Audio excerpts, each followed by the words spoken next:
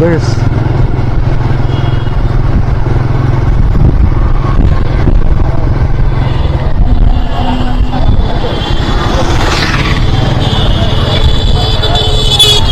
আজকে নতুন গণ অভ্যুত্থানের মাধ্যমে আজকে আমরা এই বাংলাদেশের আজকে আমরা স্বাধীন বাংলাদেশের স্বাধীন নাগরিক। আমরা আজকে আনন্দিত, সব মানুষের মুখে মুখে আজকে আনন্দের হাসি। রাস্তা বোঝায় মানুষ, মানুষ শুধু আনন্দে, স্বস্তি, উচ্ছ্বাসে, শান্তিতে আজকে রাস্তা দিয়ে যাচ্ছে এবং মানুষ অনেকটাই